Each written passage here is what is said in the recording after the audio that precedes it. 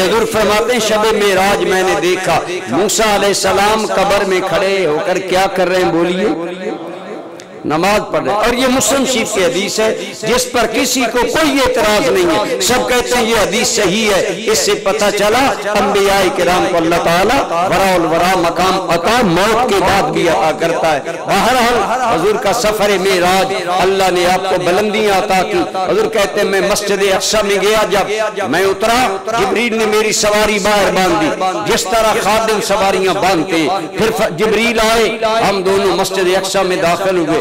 فرمایا اللہ کے سارے نبی مسجد اقصی میں موجود ہیں. برادران گرامی قدر مسجد اقصی بڑی شان والی مسجد ہے لیکن غور فرمائیے جب مسجد اقصی کے سین میں آج سارے اللہ کے نبی جمع ہوں گے مسجد اقصی کے حسن کا عالم کیا ہوگا.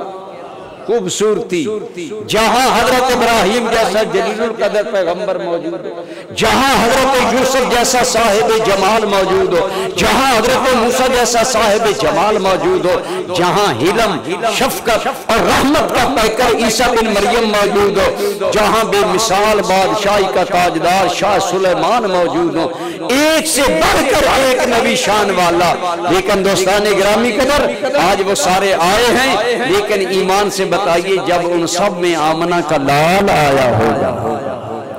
حضور کی عزت کے لیے رب نے سارے بلائے نا, سارے بلائے گئے. اور حضور کو جب بلایا گیا آپ فرماتے ہیں ہم دھیرے دھیرے داخل ہوئے. انبیاء نفل پڑھ رہے تھے. اس علماء نے کہا یہ تحیت المسجد ہے. جس طرح دو بندے ملتے ہیں, میں نے کئی مرتبہ یہ عرض کیا بندہ بندے سے ملے تو ہم کیا کرتے ہیں بولیے سلام دیتے ہیں کہ نہیں دیتے. اسی طرح جب آپ کسی مسجد میں آئیں اگر منع وقت نہ ہو وضو ہو تو 2 رکعت تحیت المسجد ادا کیا کریں. یہ اللہ کے گھر کے آنے کے آداب ہیں. اللہ کے گھر کے انبیاء کرام آئے آداب تحیت المسجد ادا کر رہے ہیں. حضور فرماتے میں آیا جبریل نے آذان دی انبیاء نے صفیں باندھی تو حضور نا ایک صف میں کھڑے ہو گئے. یہ حضور کی عاجزی تھی نا انکساری. جانتے تھے مجھے معراج عطا ہو رہا ہے لیکن حضور عام صف میں کھڑے ہو گئے. علماء نے فرمایا حضور مصلی پر خود کیوں نہیں گئے. اس کی 2 وجہ. ایک وجہ یہ حضور انکسار پسند تھے, خود آگے بڑھنا پسند نہیں کیا, عاجزی کے ساتھ عام صف میں کھڑے ہو گئے. یہ ہے عاجزی حضور کی فطرت میں حضور کی ذات میں. جب میرے کریم آقا ہم سب میں کھڑے گئے حضرت جبریل امین آگے بڑے حضور کا ہاتھ تھاما مصلی امامت پر کھڑا کر دیا. حضور کو سارے نبیوں کا امام بنا دیا. حضور نے نماز پڑھائی. جب نماز ہو گئی حضرت جبریل کہنے لگے یا رسول اللہ آج آپ کے پیچھے آدم علیہ السلام سے لے کر عیسیٰ علیہ السلام تک سارے نبیوں نے نماز پڑھی ہے. کیوں بتایا اتنے سارے نبیوں نے نماز پڑھی ہے. بتانا مقصود تھا یا رسول اللہ آپ مکہ والوں کی سرد میری کو بھول جائیے, آپ طائف والوں کی بدتمیزیاں بھول جائیے. اگر دنیا والے تیرا مقام نہیں جان سکے وہ اپنی محرومی کا ماتم کریں گے. تو وہ امام ہے جس کے مقتدی رب نے سارے نبی بنا دیے. سارے نبیوں کو اللہ کریم نے آپ کا مقتدی بنا دیا, آپ کو سب کا امام بنا دیا. تو برادران ذی قدر حضور نبی رحمت صلی اللہ علیہ وآلہ وسلم کی عزتوں کو بڑھایا گیا. حضور فرماتے ہیں ثم عرج بی الی السماء, پھر مجھے آسمان کی طرف بلند کیا گیا. ایک نور کی سیڑھی لگائی گئی, میں بھی بلند ہوا, جبریل بھی بلند ہوا. لیکن پہلے آسمان پر پہنچے تو دروازہ بند ہے. عموماً میں آپ کو عرض کرتا رہتا ہوں مہمان نے آنا ہو میزبان دروازے کھول کر بیٹھتا ہے, لیکن آج دروازہ بند ہے. مسلم شریف کی حدیث کے مطابق حضرت جبریل نے ناک کیا, اندر سے آواز آئی من انت, کون ہو؟ کہا جبریل. آواز آئی من کا, تیرے ساتھ کون ہے؟ جبریل تو آتا ہی رہتا ہے, ساتھ کون ہے آج؟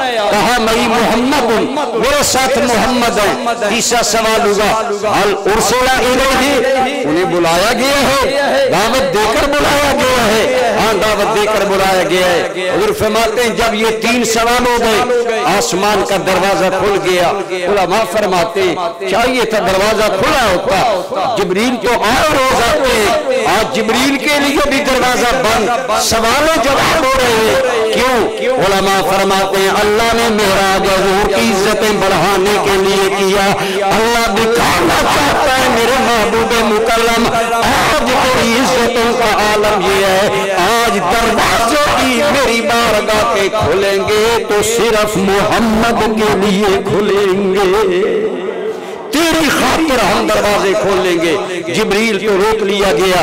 حضور فرماتے میں نے اندر قدم رکھا، پہلے آسمان پر تو ایک درمیانے رنگ والے، انگریالے بالوں والے، گندمی رنگ والے مجھے انسان نظر آئے۔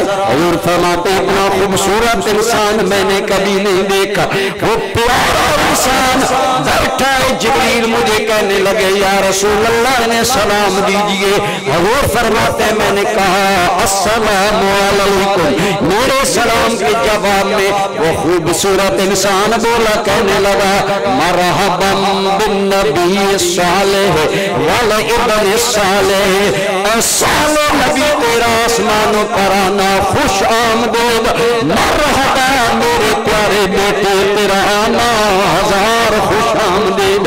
جبریل بتاتے ہیں یا رسول اللہ یہ آپ کو خوش آمدید کرنے والے انسانیت کے جدے اعلیٰ حضور آدم علیہ السلام۔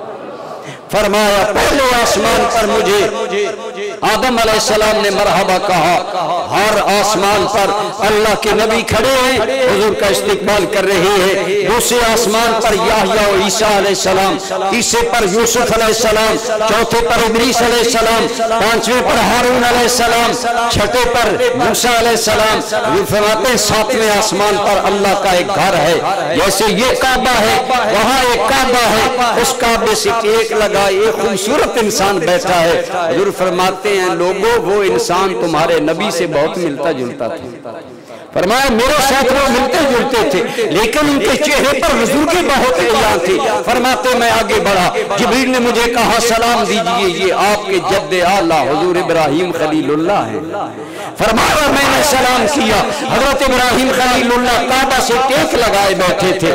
مجھے کہا مرحبا بالنبی صالح، مرحبا بالابن صالح، اے صالح بیٹے خوش آمدید، اے صالح نبی خوش آمدید۔ فرماتے ہیں وہ حضرت ابراہیم علیہ السلام تھے۔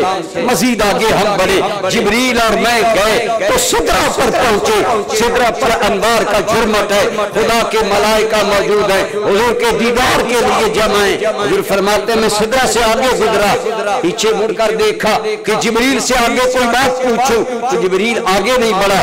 میں نے کہا رک گیا، کہنے لگا پیارے میرا آخری مقام آ گیا، اب آگے یا خدا جانے یا محمد مصطفیٰ جانے، اب آپ جانے آپ کا خدا جانے۔ جبریل سدرہ پر رک گیا۔ یہ ہے وہ مقام نبی رحمت صلی اللہ تعالیٰ علیہ وسلم کا کہ جہاں جبریل بھی محو حیرت ہے کہ اللہ نے کیا عزتیں کیا کمال اپنے حبیب کو۔ میں یہاں ایک بات کرتا ہوں، آپ سوچیں جن کی رفتوں کو جبریل نہیں جانتا آپ اور میں جان سکتا ہوں۔ آج انسان بیچارہ اپنے علم کے پیمانے لے کر ناپ رہا ہے کہ جی نبی کی اتنی شان ہے اتنی شان ہے۔ نادانوں جن کی شان کو جبریل نہیں جانتا ہم کیا جانتے ہیں؟